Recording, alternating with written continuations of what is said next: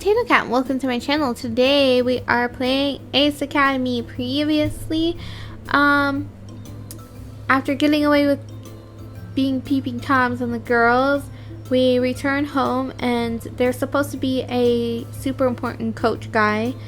We don't meet him until later, so we meet up with Sho and we're at a Dongo festival and we got hit on by really hot twin girls, and that is where we left off. Let us continue. You're forbidden fruit now, Mr. Shinjiro. He blinks. Huh? What do you mean? Now that you're spoken for, get ready for a lot more attention from girls, my friends. That doesn't make any sense. How would they know I already have a girlfriend? We just met. They got a secret sense for these things. You know how women are. Show nods. They have a lot of secret senses. Do we though? I remember reading that once you're in a relationship, you carry yourself with more confidence. You don't appear desperate or needy, which makes you more appealing. But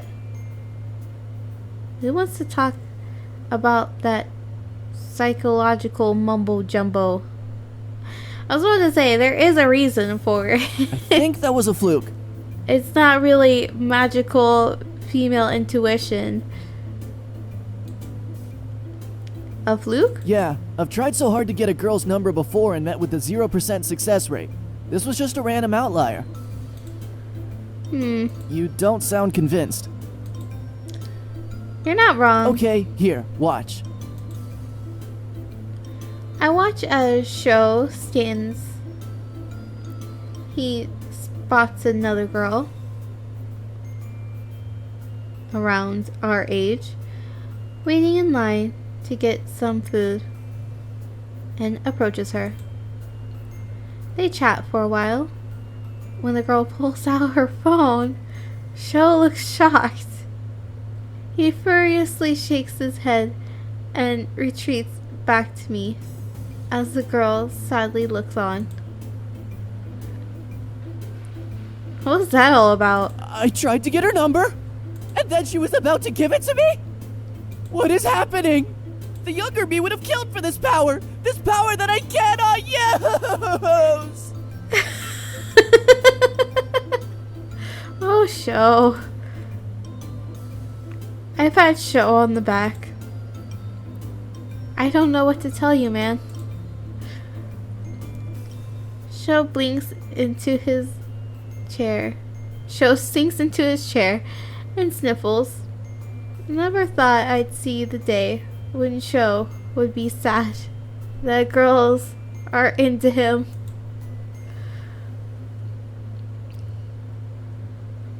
We spend the rest of the evening checking out the festival and fending off single girls, much to Sho's anguish.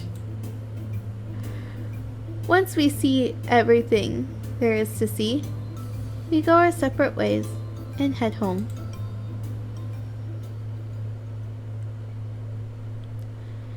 It's about time for our session with Coach Ivan.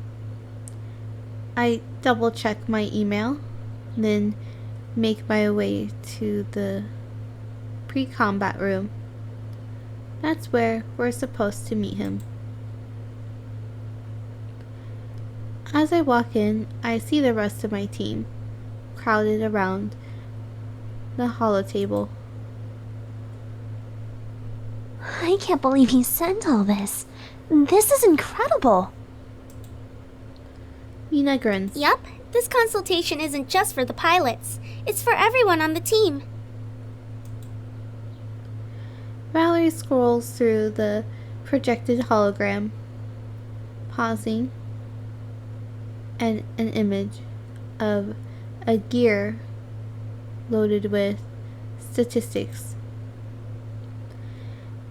As I approach, I can make out what looks like the game plans of previous professional matches, complete with sketches, tactics, movements, and calls. This sort of edited information is incredibly valuable for all parties on the team. Joe's the first to notice me. Broseph! Once he sounds my arrival, the rest of my team grin or wave at me. Hey guys.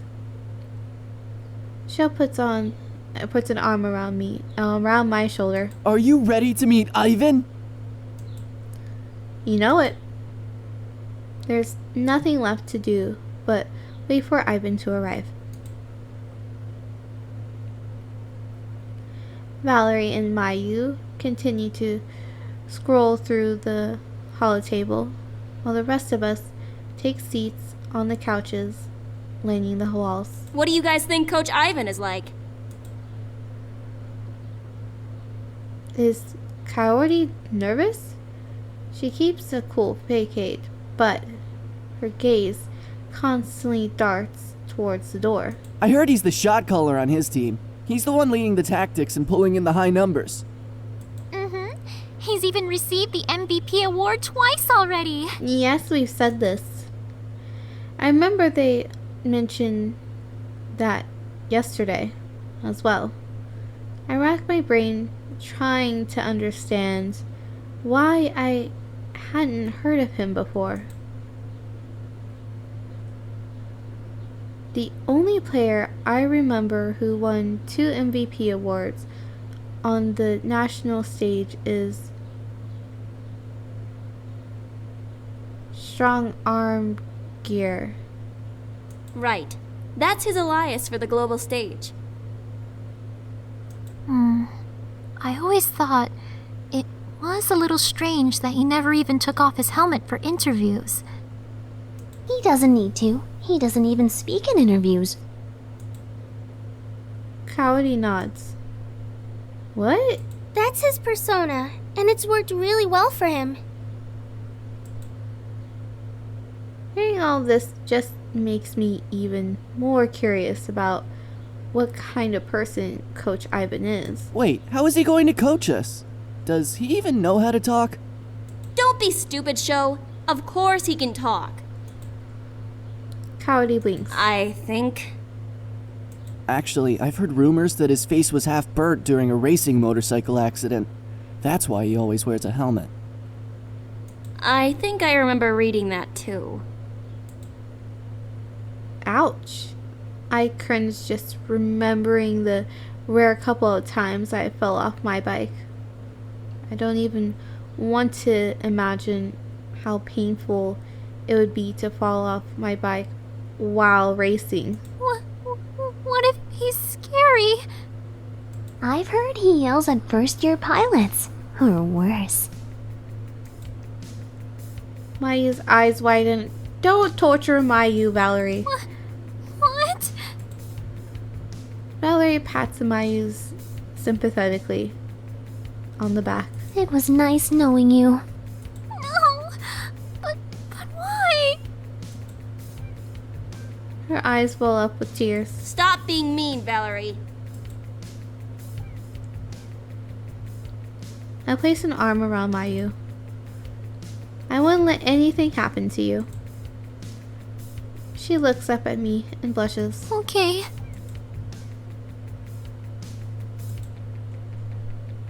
Valerie's just teasing anyway. Valerie smirks. Or am I?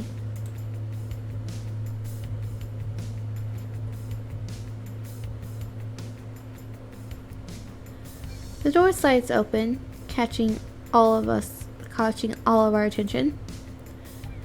A muscular man, well over 6 feet tall, commands the room.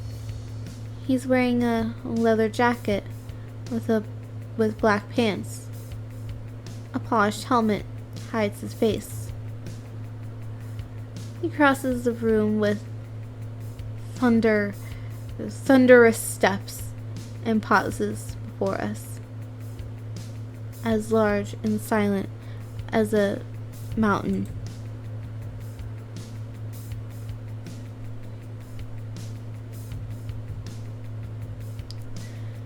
The group glances nervously at each other. Nobody wants to break the silence. Hello. His helmet slowly turns towards me, and I fidget beneath his gaze. I can't see his eyes, which makes this all the more disconcerting. After a moment, his helmet surveys the rest of the team. Kaori remains stoic, while Mayu tries to make herself small. Both Yuna and Valerie look uncertain, while Sho seems confused about how he should feel. Coach Ivan nods. He puts his hands on either side of his helmet. Sho catches my eyes in anticipation. Are we actually going to see what's underneath the helmet?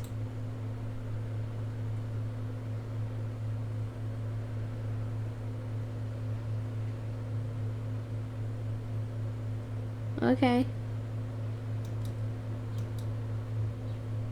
So he's not really a scary dude. He has one of those silly mustaches. Coach Ivan pulls it off in one sweeping motion, revealing a shiny bald head and the most beautiful mustache I've ever seen. Underneath his mustache is a beaming smile. A glorious day to make your acquaintance. I knew he was gonna talk like that. No one who has that sort of persona is gonna be like, hello guys, what's up? No, he's going to be overly dramatic and probably does poses when he does stuff because reasons. What? His jacket has somehow unzipped itself and reveals washboard abs I can only achieve in my dreams. Under the wings of experience, I shall teach you to soar the skies. He talks like the guy from Claw of the Wild. Kaori's face falls. She looks like her nightmare has come to life. The rest of the girls are mirrors of confusion. Sho, on the other hand, looks as his dreams have come true. Do you know someone named Tatsuo by any chance? Ivan looks at Sho. Even with a smile, his piercing gaze is unsettling, and Sho scoots back. You speak of my nephew? That explains things. That explains a lot.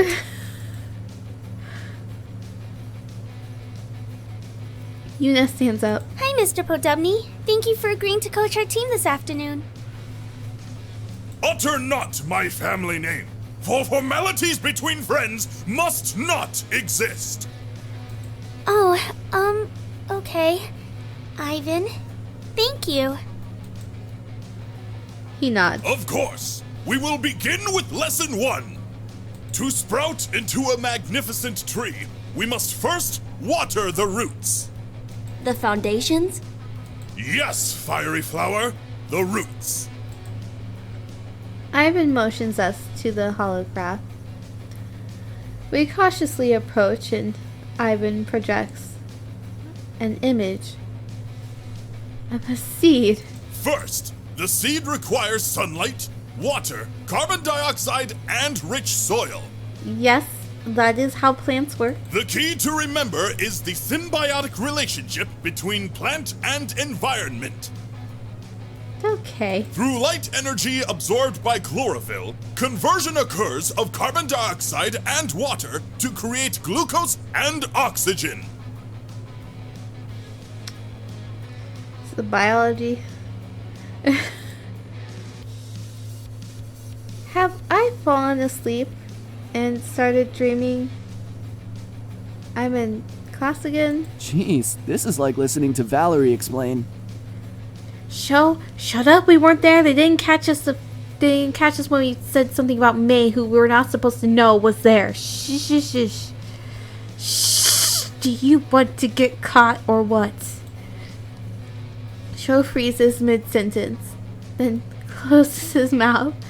Valerie eyes us suspiciously, then shrugs, and resumes listening to Ivan ramble about some plant mumbo-jumbo. Understood? He is met with silence.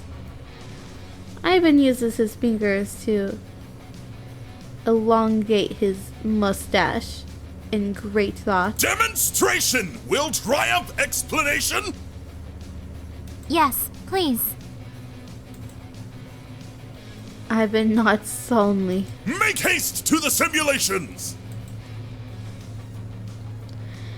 As soon as we enter the simulation, Ivan sets us up to spar with AI gears. Once the match is over, he points out where we lost focus or how we could have prevented getting hit. Then gives us suggestions on how to tighten up as a unit. Once he's shared his insight, he sends us back for another round. While we fight the AIs, Ivan and Valerie talk quietly about simple fixes to our gears. He seems pleased by what Valerie shares with him. I assume she mentioned the original tweaks she added to our gears when she first joined the team. The more Valerie talks, the more animated Ivan becomes. Yuna watches everyone closely and jots down notes in her tablet. I have a feeling she's recording feedback on our session with Coach Ivan, as well as recording feedback from our simulation matches. Based on just the brief notes Ivan provided on our first match, our second match felt worlds apart from the first. It's quite apparent why he won 2 MVP awards. He truly lives up to his title of Strong Arm Gear.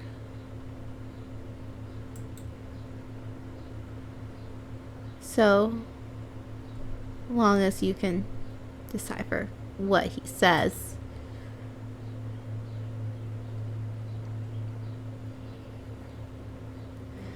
We exit the simulation feeling satisfied and more confident than before.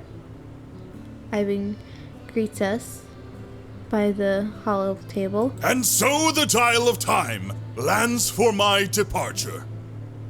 Thank you so much, Mr.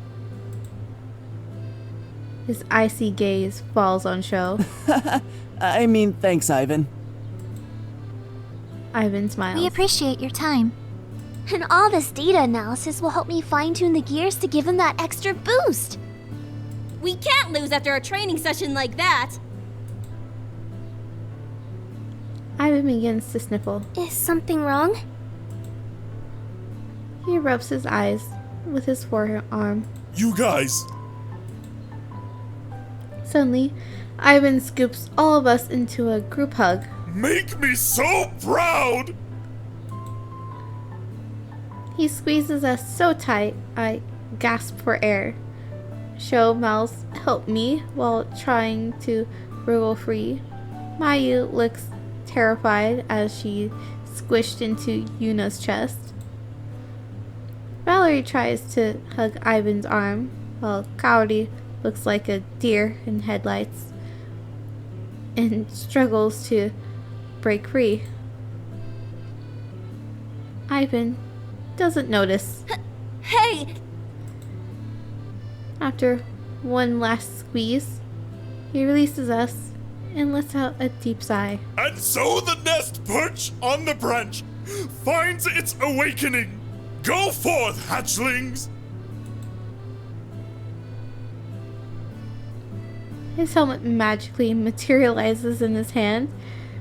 He puts it on and zips up his jacket, then offers us a final thumbs up. He waves goodbye as he heads out, calling out our thanks to his retreating form. Man, I am so pumped for our match tomorrow. Me too. Should we get some practice in while we can? Kaori shakes her head. I think Valerie needs to make the recommended calibrations first. Yep. They aren't major control changes or anything, so you won't feel a difference while piloting. You'll just get better energy efficiency based on piloting patterns Ivan pointed out. Kaori nods. That's exactly what we need. Ah, okay. So, what do we do until then? It is reading week. No. Mayu, don't say it. No! No! I want to try out my core. Kaori covers her ears. Idiot! What's wrong with you? Anything but that. So, Mayu sighs, then glances my way, as if seeking approval. he won't focus if someone doesn't keep him on track. Sure thing. You won't take care of me? We're not that guy. Sure thing. Yeah, of course. Make sure you keep the slacker in line. Show size. Guess I don't have a choice in the matter. Mayu smiles, and the two of them are off. You're all good then, Valerie? Yep. I'll send a text when I'm done. Okay, thank you. I'd better get to studying too. I nod and watch her head off. Well, since I'm already on campus, I'll go submit my report on the coaching session. I wave goodbye. Do you want some company? No, it's okay. I'll be doing some boring stuff anyway, and I'm not a fan of over-the-shoulder spectators. I nod. Alright. Let me know if you need anything. Sure.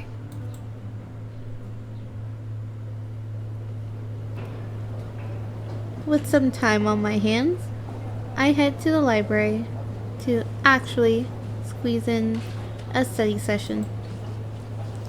The library is packed with, I guess, makes sense since exams are right around the corner. After circling the desks a couple of times, I managed to sneak into a desk stall just as another student is leaving. I feel like a car trying to find a parking space in a crowded lot. A few hours go by in a blur. Valerie texts at one point saying the changes are done. But otherwise, nothing eventful happens. That's all the studying I can do in one sitting.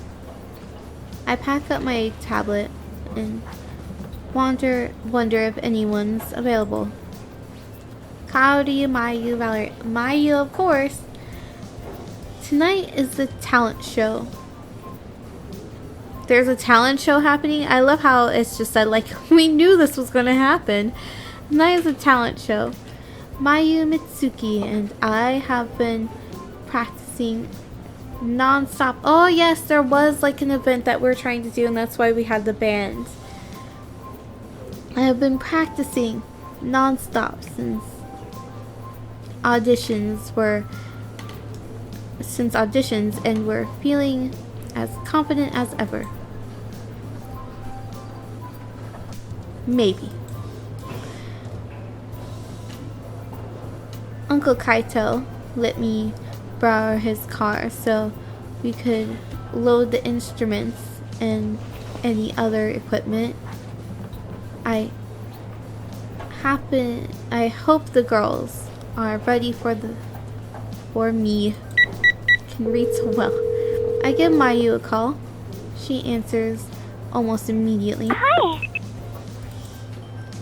Hey Mayu, are you ready to go? Yep, I have Mitsuki here too. Hey! I hear Mitsuki through the line. Okay, I'll be there in a few minutes. Okay, see you soon. Once we hang up, I drive to Ace and pick up the rest of my team. Then we head straight to the venue. The talent show is being held at a local music club. It's already full of patient spectators and participants waiting to set up.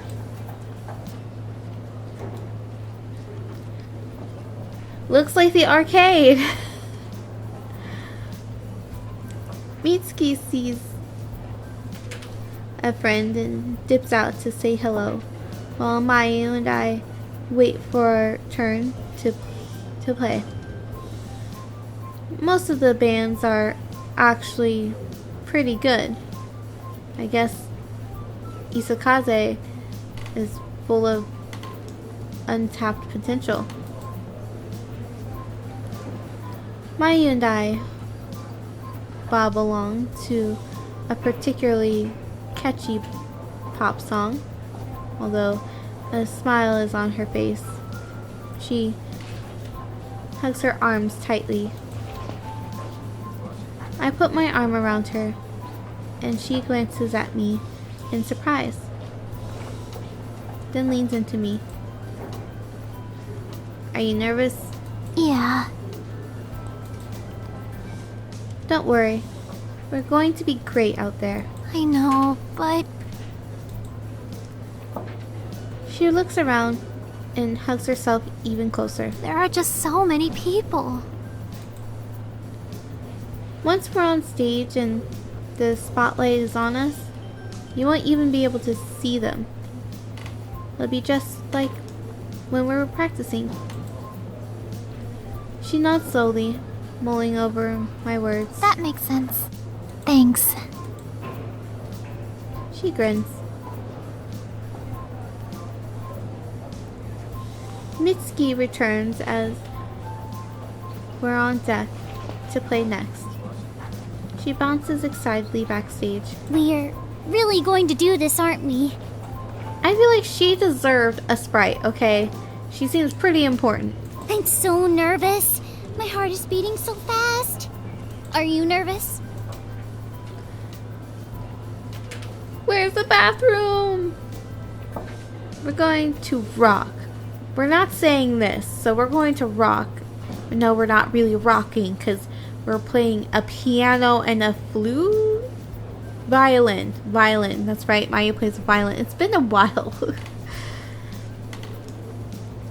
Are you kidding? We've worked really hard for this, and I'm ready to give it my all. Mitsuki grins. Yeah, you're right. We're going to be amazing out there. Even Mayu seems to relax a bit. Let's do our best. Soon, we're introduced onto the stage. Mitsuki bounces out a ball of energy while Mayu and I slowly follow suit. I take a deep breath and try to clear my mind of everything. The cheers from the audience slowly fade away as I play my first note. Mayu's violin joins in the melody before Mitsuki's voice rings loud and clear. I let the music envelop me, twisting my senses with ebb and flow of the melody.